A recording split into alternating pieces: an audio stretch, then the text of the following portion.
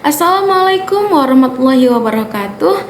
Perkenalkan, nama saya Jauzatun Nashwa dari Prodi Kesehatan Masyarakat semester 2 kelas A. Di sini saya akan mempresentasikan tentang materi konsep faktor risiko penyakit. Yang pertama ada pendahuluan. Penyakit adalah kondisi abnormal tertentu yang secara negatif memengaruhi struktur atau fungsi sebagian atau seluruh tubuh suatu makhluk hidup dan bukan merupakan dampak langsung dari cedera eksternal. Faktor risiko adalah variabel-variabel yang berhubungan dengan peningkatan risiko suatu penyakit atau infeksi tertentu. Sebagai contoh, konsumsi makanan yang mengandung vitamin C yang rendah merupakan faktor risiko yang diketahui dapat meningkatkan kemungkinan skorbut. Nah, kita masuk pembahasan yang pertama. Pembahasan yang pertama adalah faktor risiko penyakit kusta. Kusta adalah penyakit yang disebabkan oleh Mycobacterium leprae yang menyerang kulit dan jaringan saraf perifer serta mata dan selaput yang melapisi bagian dalam hidung. Dengan mendapatkan diagnosis dan pengobatan dini, penyakit ini dapat disembuhkan dengan tepat dan mencegah kecacatan. Nah, penyakit kusta ini pernah ditakuti sebagai penyakit yang sangat menular dan menimbulkan masalah yang parah. Namun, sekarang diketahui jika penyakit ini tidak mudah menyebar dan pengobatan yang dilakukan dapat sangat efektif untuk mengatasinya. Kusta bisa menular jika terjadi kontak dalam waktu yang lama. Kusta tidak akan menular hanya dengan karena bersalaman, duduk bersama, ataupun berhubungan seksual dengan penderitanya. Kusta juga tidak menular dari ibu ke janinnya bayi yang dikandungnya. Ini ada faktor-faktor yang bisa meningkatkan risiko penyakit kusta. Antara lain yang pertama, melakukan kontak dengan seseorang yang alami infeksi seperti bersin dan batuk. Yang kedua, kontak dekat dan berulang dengan seseorang yang mengidap penyakit ini yang tidak diobati dalam waktu lama. Yang ketiga, memiliki kelainan genetik pada sistem imun. Yang keempat, mengalami kontak fisik dengan hewan penyebar bakteri kusta seperti armadillo. Yang kelima, tinggal di area endemik kusta. Yang kedua, faktor risiko penyakit DBD. Demam berdarah dengue atau DBD adalah bentuk demam berdarah atau DF yang parah yang dapat mengancam jiwa. Penyakit infeksi ini diakibatkan oleh virus dengue yang menular melalui gigitan nyamuk Aedes aegypti. Nah, penyakit ini menular ketika nyamuk menggigit penderita demam berdarah, kemudian menggigit orang yang sehat. DBD dianggap berbahaya karena dapat berkembang menjadi kondisi yang serius dan mengancam nyawa yang disebut demam berdarah dengue berat atau sindrom shock dengue. Demam berdarah lebih banyak terjadi saat musim hujan. Hal ini karena pada musim tersebut nyamuk Aedes aegypti lebih banyak berkembang biak. Nah, selain itu, seseorang lebih beresiko terkena demam berdarah jika berada di daerah dengan kasus demam berdarah yang tinggi, terutama jika area tersebut padat penduduk. Nah, ada beberapa faktor yang dapat meningkatkan resiko pasien mengalami demam berdarah dengan gejala berat, antara lain: yang pertama, berusia anak-anak atau lansia. Yang kedua, sedang hamil. Yang ketiga, memiliki daya tahan tubuh yang lemah. Yang keempat, pernah menderita demam berdarah sebelumnya. Yang ketiga, ada faktor risiko penyakit hipertensi. Hipertensi atau tekanan darah tinggi merupakan kondisi ketika tekanan darah di atas batas normal atau 130/80 mm air raksa atau lebih. Kondisi ini dapat menyebabkan berbagai macam komplikasi kesehatan yang membahayakan nyawa jika dibiarkan.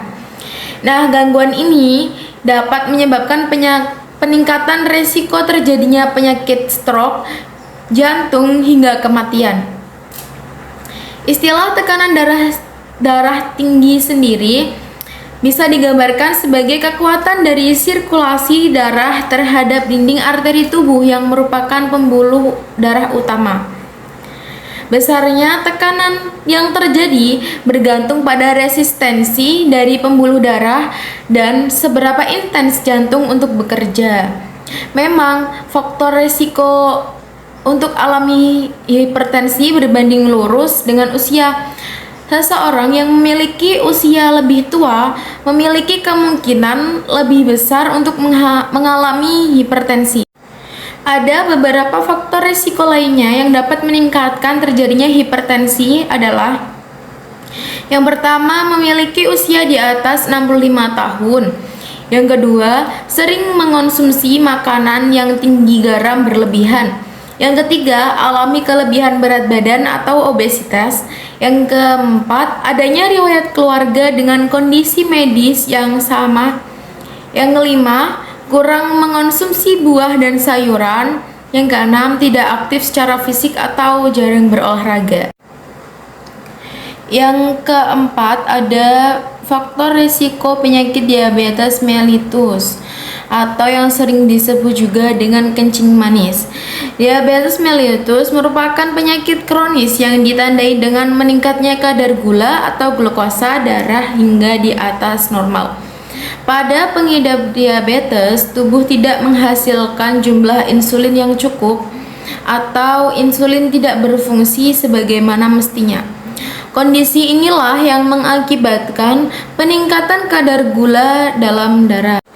Setiap jenis diabetes mellitus memiliki faktor resiko yang berbeda-beda. Berikut ini faktor-faktor resiko diabetes tipe 1. Yang pertama, memiliki anggota keluarga yang mengidap diabetes tipe 1. Yang kedua, terkena infeksi virus. Yang ketiga, orang berkulit putih dipercaya lebih beresiko mengalami diabetes tipe 1 dibandingkan ras yang lain. Yang keempat, bepergian ke daerah yang jauh dari khatulistiwa atau ekuator. Yang kelima, usia.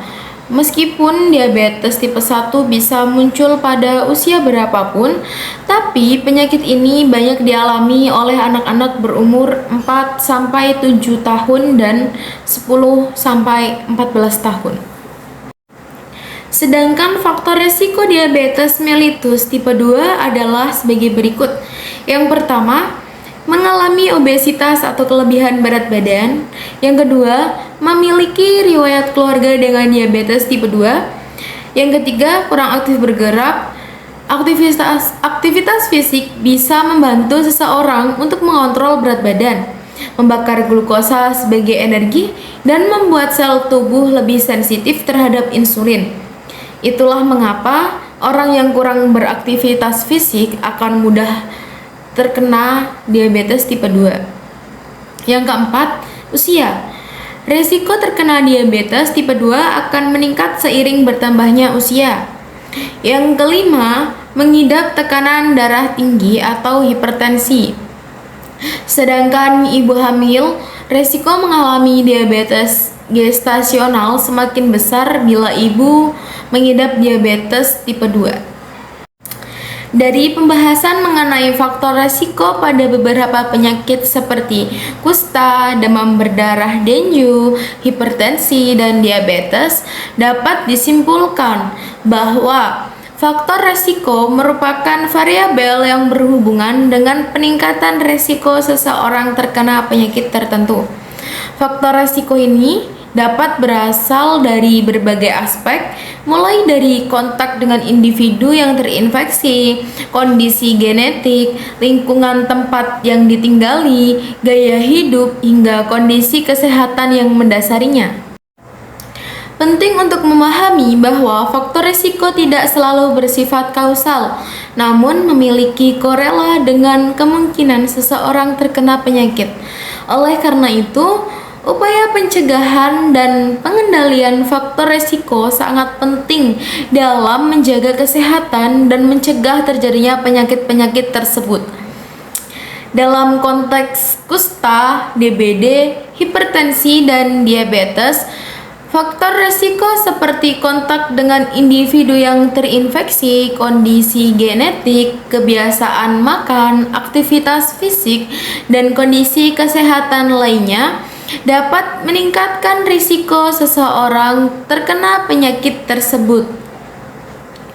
Pentingnya upaya pencegahan, deteksi dini, dan pengelolaan faktor risiko menjadi kunci dalam mengurangi angka kejadian dan dampak penyakit-penyakit tersebut pada individu dan masyarakat secara luas.